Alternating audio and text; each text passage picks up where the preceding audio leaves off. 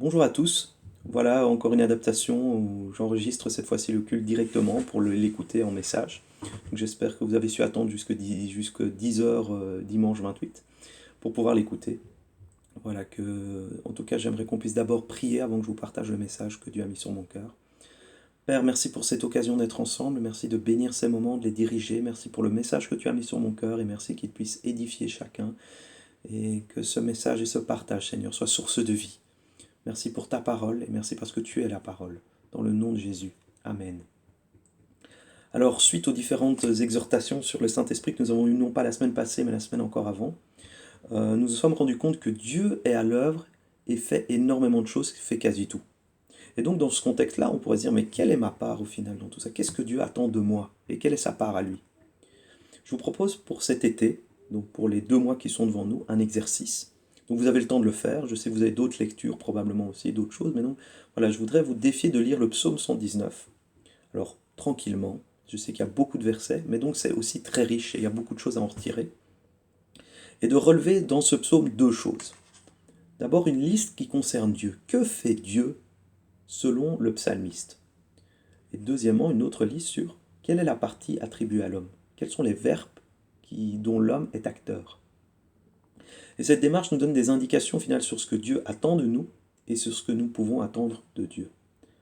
Après avoir fait cela, en lisant la liste des verbes qui nous sont associés, nous allons mieux nous rendre compte de notre part. Et en lisant la liste des verbes qui concernent Dieu, des actions qui concernent Dieu, nous allons mieux nous rendre compte aussi de ce que nous pouvons nous attendre de Dieu lui-même. C'est à la fois une source de reconnaissance, de louange, mais à l'exemple du psalmiste, cela aussi peut être une source d'intercession, de requête, de demande. Voilà dans quel sens vont mes prières pour moi-même et pour les autres qui m'entourent.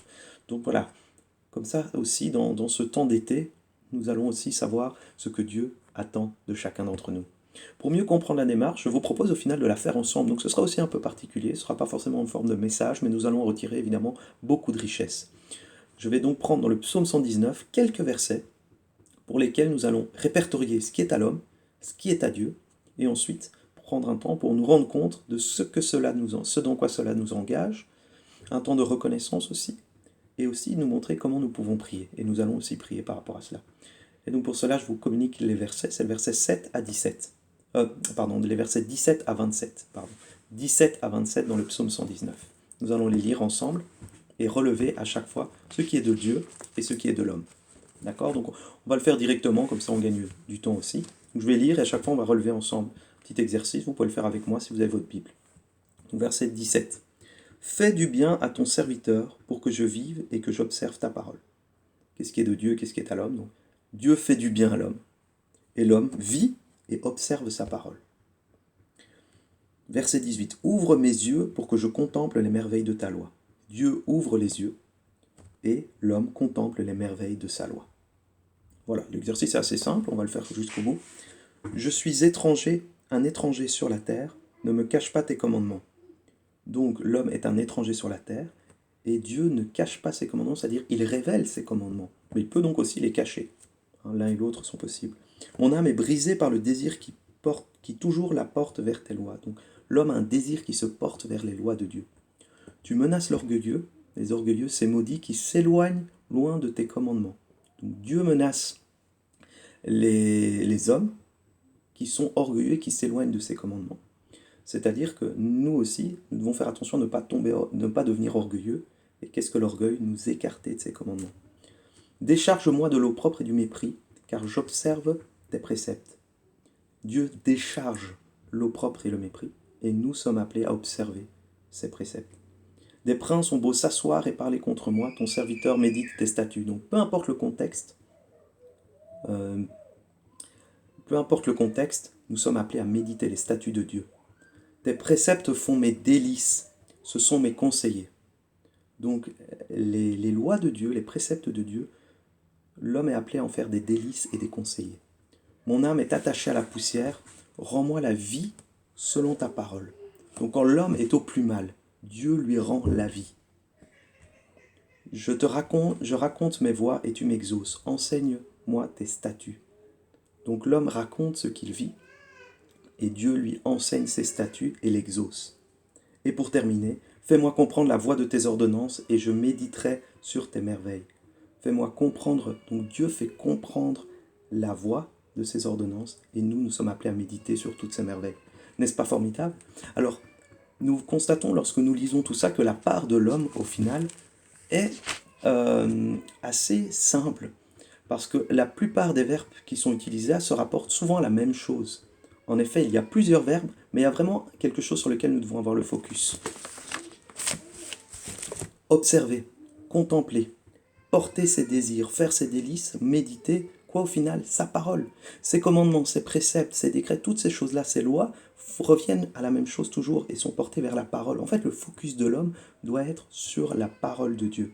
Nous savons que la parole de Dieu, c'est Christ et qu'elle est révélée par le Saint-Esprit. Donc ce texte nous renvoie à tout ce que nous avons vu sur le Saint-Esprit.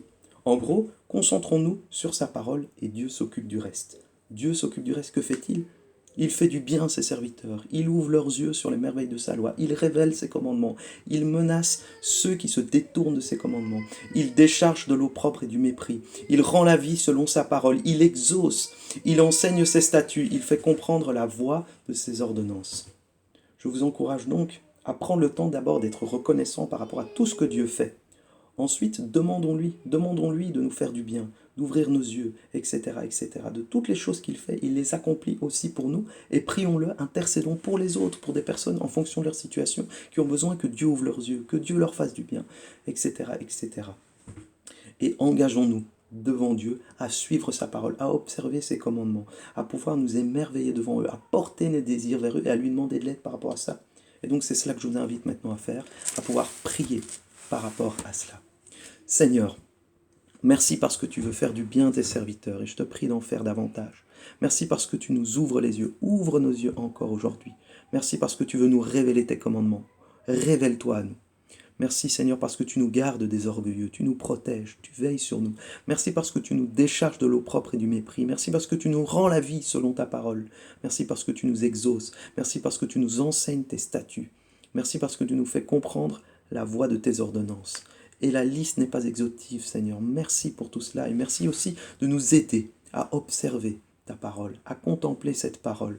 Malgré que nous soyons étrangers sur la terre, aide-nous à porter nos désirs vers les lois de Dieu. Merci Seigneur de nous aider et de nous garder, de nous éloigner de tes commandements, mais de nous aider à les observer, à en faire nos délices, nos conseillers, à pouvoir Seigneur méditer sur toutes ces merveilles et à ne pas hésiter à te raconter nos voies, car nous savons que tu nous exauces. Dans le nom de Jésus, Amen. Voilà, j'espère que ces moments vous auront bénis, que cette parole vous aura encouragé. Au nom de Jésus, Amen.